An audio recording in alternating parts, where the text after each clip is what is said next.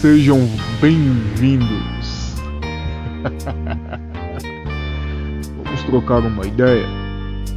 Vamos trocar uma reflexão sobre qual é o tempo da vida e da morte? O livre-arbítrio, o eixo fundamental das decisões humanas. E aí, povão, como que vocês estão? Vocês estão bem? Então tá tudo certo. Nesse vídeo nós vamos falar sobre vida ou morte. Vida, princípio, morte, o fim? Será? Vamos trocar ideia então sobre isso daí. Bom, a princípio, quando nós falamos de vida, automaticamente eu lembro do nascimento dos meus 2 filhos. A minha percepção sobre tudo, sobre a vida, mudou quando eu vi aqueles 2 pãezinhos no berçário. Primeiro o Davi, em 2007, e depois o Pedrinho, em 2012. Fatos que mudaram a rota da minha vida, o meu planejamento de vida. No princípio, Deus criou os céus e a terra. Nesse princípio de tudo, na formação da terra e de tudo que hoje há nela, houve-se o 6º dia, onde aconteceu a criação do homem. A Bíblia nos relata que Deus criou o homem conforme a sua imagem e semelhança. E no 7º dia o nosso Pai Celestial descansou, depois de ter completado a obra-prima da vida. Deixou o homem na mais perfeita harmonia com tudo o que havia. A paz, o amor e o livre-arbítrio. É interessante, que Deus deixou tudo certinho, tudo preparado para que o homem ficasse bem. Ele morou num lugar chamado Éden, no jardim do Éden, onde tinha absolutamente tudo: paz, tranquilidade e harmonia entre o homem e tudo ao seu redor. Ele é constituído por diferentes partes, entre elas a pele, os músculos, os nervos, os órgãos, os ossos, etc. Bom, cada uma parte do corpo humano é formada por inúmeras células que apresentam formas e funções definidas. Além disso, existem os tecidos, os órgãos, os sistemas, os quais funcionam de modo integrado. Podemos comparar o nosso corpo a uma máquina complexa e perfeita, com todas as suas partes funcionando em sincronia. Bom, o homem criado, formado, Deus ele colocou uma companheira junto ao homem. Há vários estudos que demonstram que, teoricamente, Adão estava numa solidão. Eu acredito que Deus, isso é uma opinião extremamente pessoal, Deus já havia pensado na criação da mulher no eterno. Então, a partir daí, o homem já tinha como companhia a mulher. Ou seja, homem e mulher, mais uma vez, vivendo em total harmonia, tendo tudo certinho no seu equilíbrio. Naquele tempo não havia pesadelos, não havia temores, não havia preocupação, não havia atenção psicológica, depressão, SPA, síndrome do pensamento acelerado, porque eles não precisavam acelerar o pensamento, porque eles confiavam em Deus. Eles sabiam que o amanhã pertencia a Deus, era a harmonia espiritual celestial. Já nesse princípio todo da criação humana, um dos pontos que me tensionou e ao mesmo tempo me deixou maravilhado com a postura do nosso Cristo Pai, do nosso Cristo que estava desde o começo, foi a questão do livre-arbítrio. Ou seja, Deus não criou robozinhos. Ele criou seres que tinham a liberdade.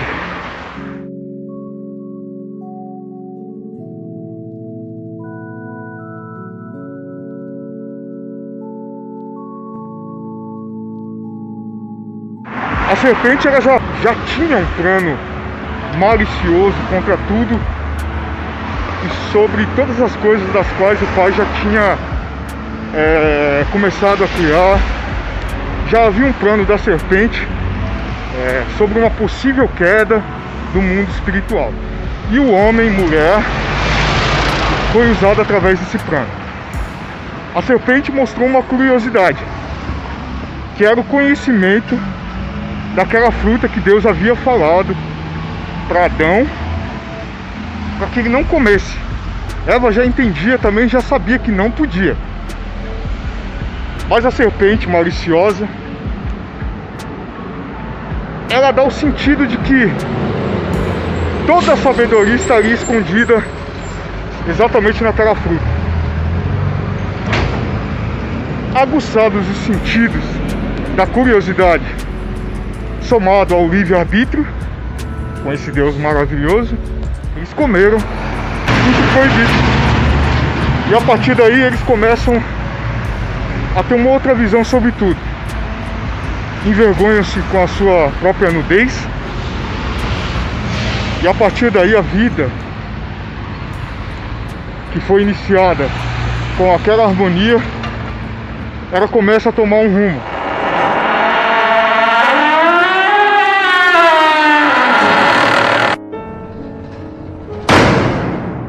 Não temais os que matam o corpo e não podem matar a alma. Melhor é ir à casa onde há luto do que ir à casa onde há banquete, pois ali se vê o fim de todos os homens e os vivos o aplicam ao coração. Bom, com tudo isso, Adão e Eva foram expulsos do Jardim do Éden. E já aqui na Terra eles começam a sentir as consequências de seus atos. O trabalho forte e a dor do parto. E através desse parto, uma dor violenta. Seu filho Caim, o mais velho, mataria Abel. E então seria cometido o primeiro assassinato do mundo. Tenho um propósito e tenho um propósito. A vida e a morte. A bênção e a maldição. Escolhe, pois, a vida. Escolhe, pois, a vida. Para que vivas. Para que viva. Tu. E a tua semente. E a tua semente. Quando alguém morre, a oxigenação para de acontecer e o organismo se desequilibra. Minerais como sódio e potássio, importantes para o metabolismo, deixam de ser produzidos. Com isso, as células se desequilibram e passam a digerir o próprio corpo. Ao mesmo tempo, bactérias famintas também participam do banquete. As primeiras a avançarem na carne são as da flora intestinal e da mucosa respiratória, que já vivem no organismo. Para continuarem vivas, essas bactérias invadem os tecidos e os devoram.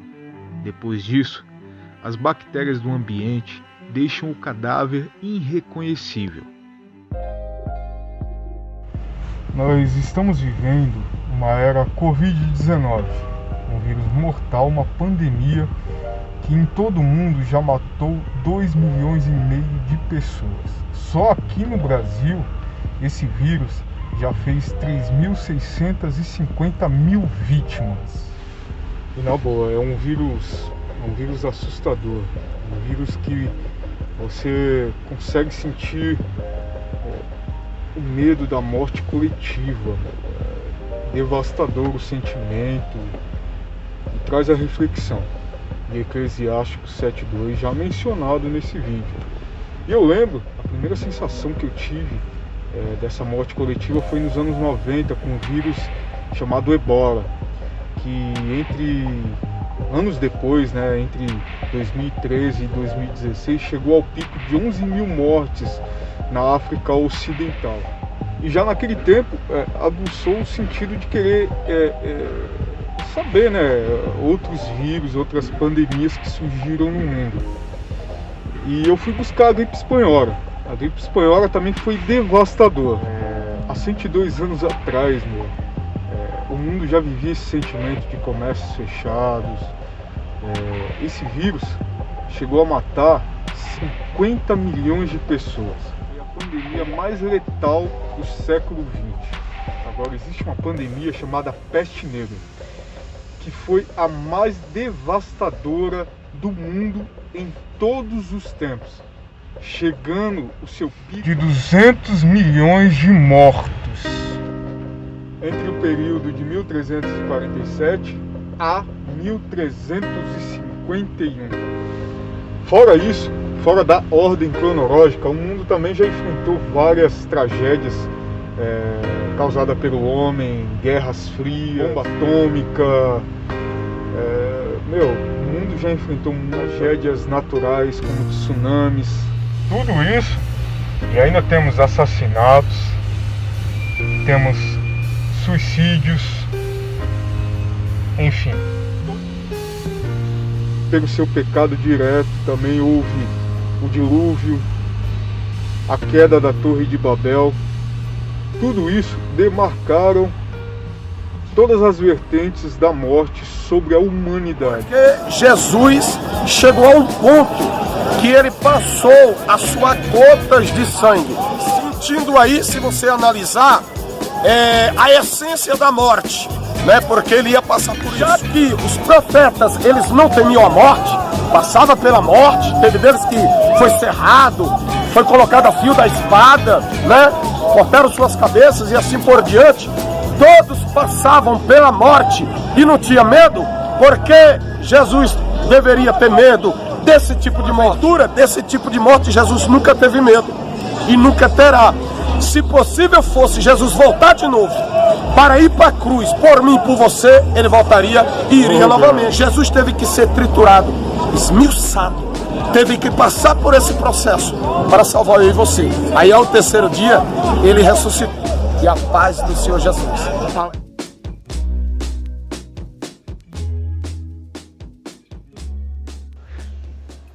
Exatamente porque Cristo, ele nos mostrou, através da sua ressurreição, que a morte, ela não tem efeito sobre os filhos de Deus, sobre os que professam a fé. Cristo, no terceiro dia, ele ressuscitou. A respeito da ressurreição, que é um tema de muita fé, há e haverão muitas pessoas a questionar sobre o assunto.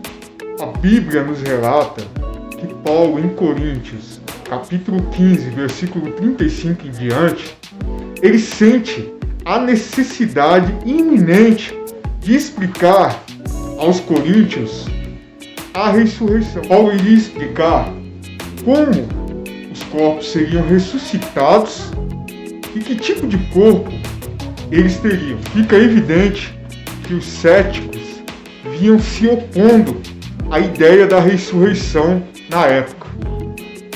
E é tão maravilhoso que Paulo ele faz uma defesa a respeito da ressurreição. E é muito louco, interessante, até fugindo um pouquinho do texto bíblico. Provavelmente, eu não sei, você já deve ter assistido um filme de terror. E a mente do ser humano é tão viajada que eles colocam aqueles mortos-vivos saindo da terra e automaticamente os corpos se decompondo e eles andando, tudo. E voltando para a Bíblia de novo, Paulo fala que é irrelevante essa questão. Pois os fiéis, eles não ressuscitarão nos seus corpos de carne e osso, sim em seus corpos espirituais. Se um corpo ele é semeado, ou seja, enterrado, então ele é perecível, indigno. Já o que ressuscita, ele é imperecível, glorioso, nova forma. Por isso, um corpo que perece, ele não pode ser transformado, pois perecer é deixar de existir. É a pessoa espiritual que é recriada e não a sua carne. Paulo tem uma definição muito forte para os irmãos. Ele conclui poeticamente sobre tudo isso. A carne e o sangue não poderão herdar o reino de Deus, nem a corrupção herda a incorrupção. Quando se fala da ressurreição, não se está falando em cadáveres que se recompõem e saem da sepultura.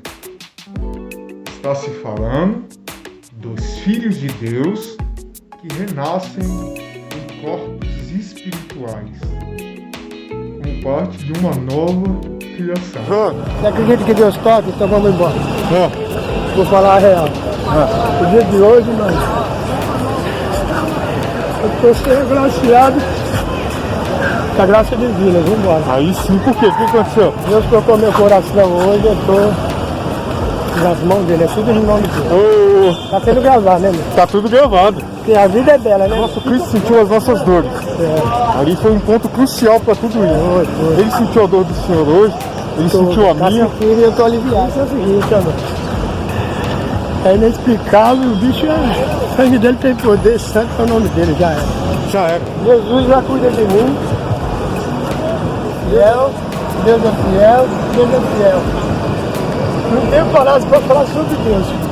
Jesus, eu te amo de paixão. Amém, graças a Deus. Amém.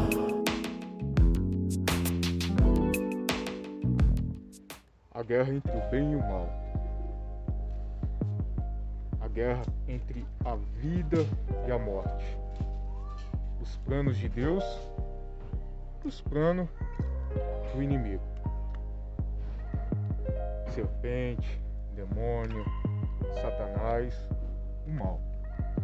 Desde o princípio, o mal sempre tentou um plano contra Deus, um plano contra o Espírito Santo. Através da serpente, ele tentou mostrar que havia uma saída, mas essa saída culminou na morte. Então, Cristo, ele veio na forma de um homem. E no deserto, o diabo trouxe a tentação a Cristo. Mas diferente de Adão, Cristo, ele perseverou na fé. Ele resistiu às investidas do diabo e nos trouxe a vida eterna. Nos mostrou a vida eterna. E a partir de tudo isso, a evidência vida em Cristo, morte através da serpente, era evidente. Agora é o seguinte, vamos voltar um pouquinho o vídeo. Vamos? Um dos pontos que me tensionou e ao mesmo tempo me deixou maravilhado foi a questão do livre-arbítrio.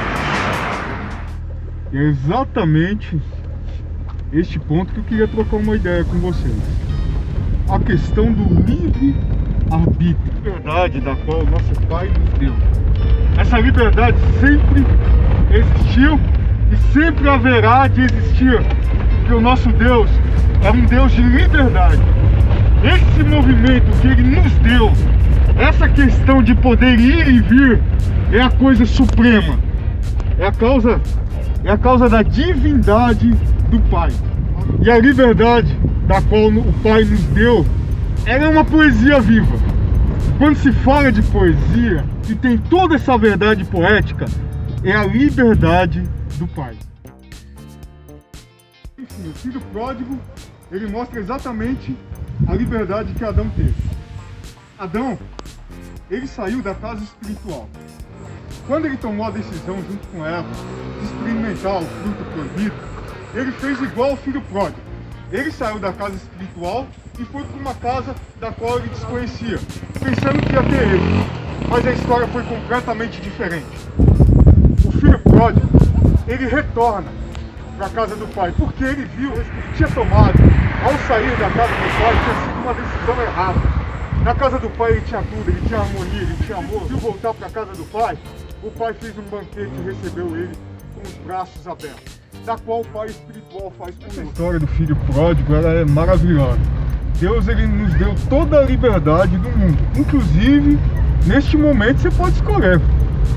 Se você acha que o mundo espiritual pode ser a sua casa, ou se o mundo físico vai continuar a ser a sua casa.